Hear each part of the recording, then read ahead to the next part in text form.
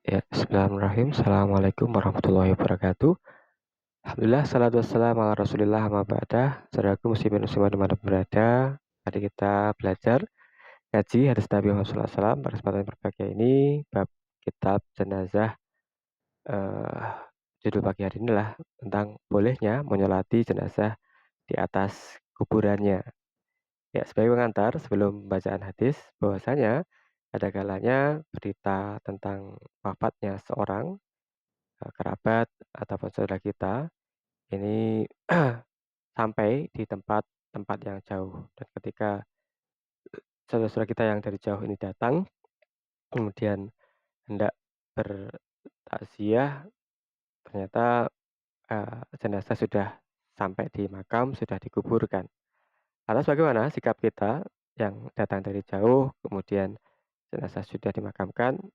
Baik, tentu saja kita beramah tamah eh, dengan keluarga almarhum. Berikutnya, setelah beramah tamah, tentu saja kita perlu mendoakan si mayit atau jenazah yang sudah dimakamkan. Bagaimana cara mendoakannya? Ya benar, yakni dengan kita hadir di pemakamannya dengan menyolatinya di atas kuburannya. Bolehkah seperti itu? Tentu saja boleh. Karena sholat di atas jenazah pernah dilaksanakan oleh beliau Rasulullah SAW. Yang sholat ini maknanya adalah ampunan, memohonkan ampunan dan rahmat Allah Subhanahu wa taala.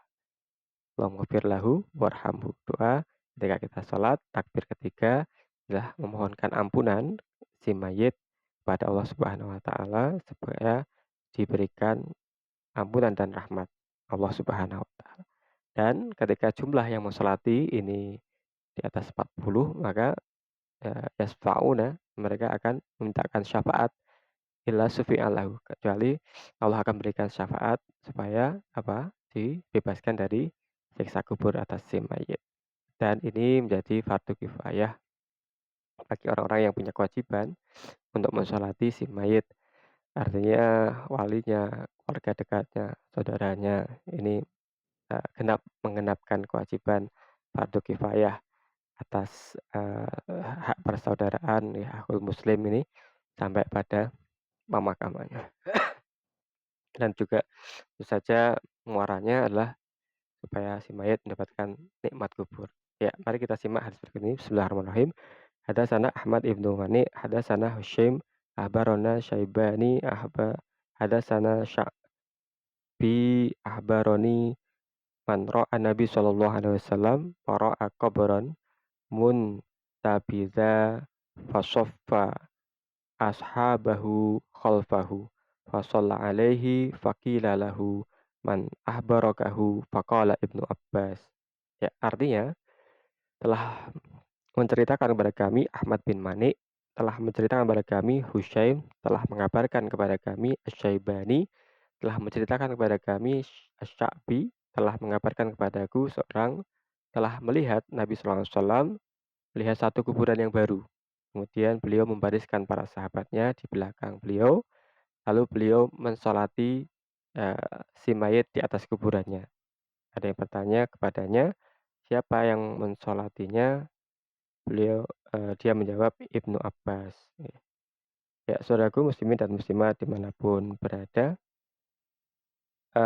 menjawab pertanyaan di atas latar belakang kata pengantar bahwasanya bagaimana sikap kita atau penghormatan kita pada jenazah atau mayat yang sudah dimakamkan, yakni tentu saja kita memohonkan ampunan dan rahmat Allah Subhanahu wa taala, dan di mana ini bisa kita ke makamnya, ke kuburannya, kemudian mensolatinya.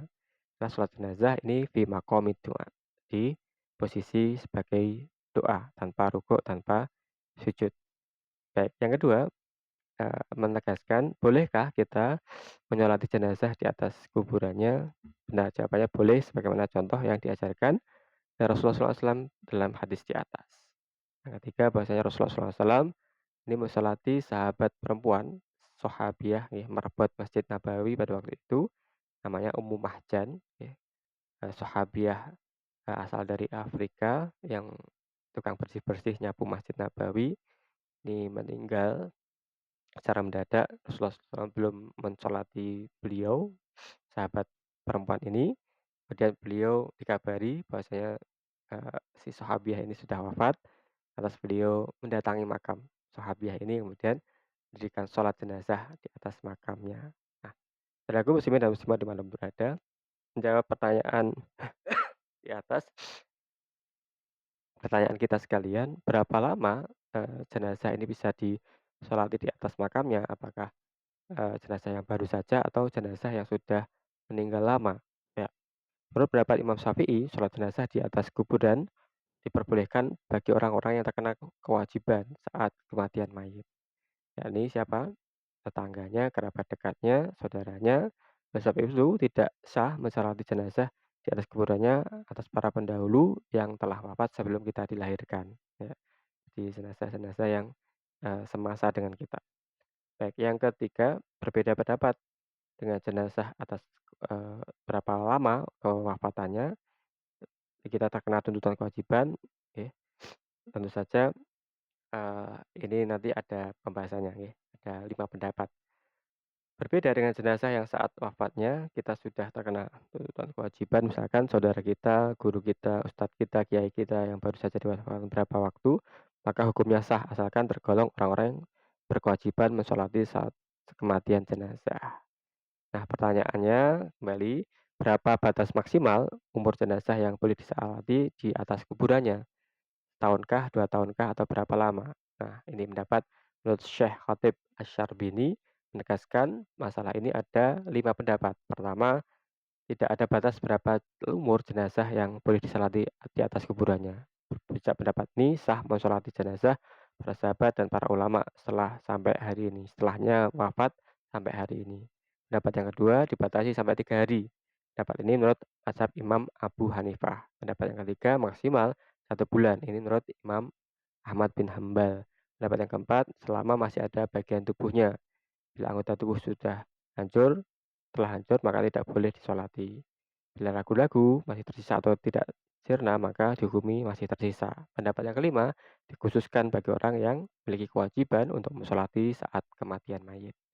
Ya, saudaraku muslimin dan muslimat yang berada, inilah indahnya kami Islam, senantiasa mengajarkan tentang ibadah sholat jenazah guna mendoakan mayit yang telah diwafatkan baik sebelum ataupun sudah dikuburkan. Amin ya rabbal alamin. Semoga ada manfaatnya. Terima kasih. Assalamualaikum warahmatullahi wabarakatuh.